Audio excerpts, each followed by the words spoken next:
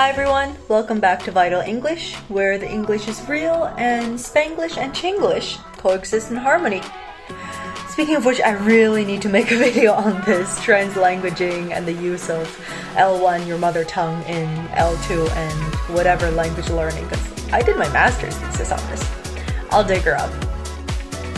So today's video will be short and sweet. It's about an English pronunciation rule. And this is one of those rules that native speakers seem to just know instinctively. But to everyone else, it helps to make these things explicit. And the idea came from a random discussion with a friend of mine. Let's call him Fred. Fred is a bit of a language nerd. He loves grammar and grammatical structure and everything has to do with the rules of a language. Which, as we know, English has a dime a dozen. There are just too many. Now, we all know that English has too many vowel sounds, right? In comparison to the Latin languages like Spanish, Italian, French has some funky vowel sounds as well. But compared to Spanish especially, there are just too many subtle differences between the vowel sounds. I think English has something like 16 different vowel sounds, whereas, for example, Spanish has 5. So, the seemingly inconsistent pronunciation of the vowel sounds can be very frustrating for Spanish native speakers or Italian native speakers, like my dear friend Fred. And like many people, Fred learned most of his English on the go. I think he took some classes when he was younger, but then the majority of his skills he honed while working. So a few weeks ago, we were talking about English pronunciation, specifically about the short versus the long vowel sounds, right? The soft sounds versus the hard sounds. The sounds that the vowels make and the names of the vowels.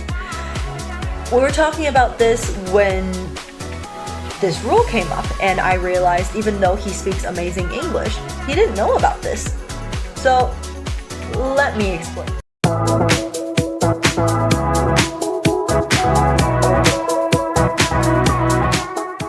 So in English, there is a rule that says whenever you have a vowel sound followed by a double consonant, okay, that vowel sound is the short vowel sound. But when you have a vowel sound followed by a single consonant, okay, oftentimes that vowel sound will be a long or hard vowel sound, especially if the root word ends in a silent E. We all know about the silent E rule. For example, the word tiger, right? The long I sound, tiger, versus Tigger. Tigger is not a real word. It is the name of the tiger character from Winnie the Pooh. This is a really good way to show how this rule works, even when it's a made-up word. And here is an example text, okay? There are 8, or if you're Chinese, 8 pairs of words with long vowel sounds versus short vowel sounds with single consonant, double consonants. For example, like scraping and scrapping there in the first sentence. Now, 6 of these pairs are pointed out for you, and there are 2 hidden ones. So first, please pause the video and try to read this by yourself. Pause it. Now.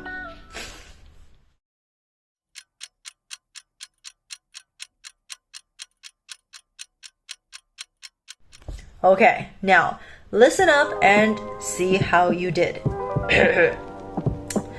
Lisa was scraping old paint off the fence when her brother mistakenly thought she was scrapping the entire thing.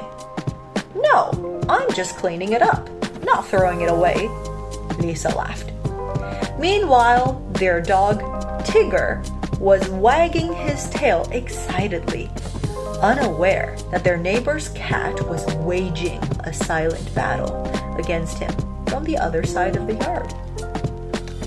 Later, Lisa was hoping to finish her chores early But she kept hopping between tasks, making everything take longer. After working all morning, they stopped at a diner for lunch. Lisa's little brother, still learning to write, was dotting his notebook with messy letters while their grandmother was doting on him. "Baby, do you want another bite of pancake?" As they left, Lisa admired a tiger superhero mural on the wall. "Look, a caped hero," she said. Her brother, still focused on lunch, grinned. "I feel capped. I ate too much. I don't think I'll have room for dinner." So, how did you do? It's pretty cool once it clicks, right? Once you see it and it makes sense. Finally, did you find the two hidden pairs? The answers are hidden in this video somewhere. Maybe you've seen them. If not, go back and check again. But of course, as we all know, with good old English, there are always exceptions, right? Rabbit and rabid. What can you do? Alright, that's it for today. Like I said, short and sweet. Can you think of any pairs like these? Put them in the comments below. And are there any other English rules that you think is useful? Let me know. Thanks for watching, and if you found that useful, please give it a like and subscribe. It's free, and it really helps feed the algorithm monster. Don't worry, I won't spam videos. I'm a teacher, and that's what I like to do the most. So, thank you again for watching. Stay vital and enjoy life.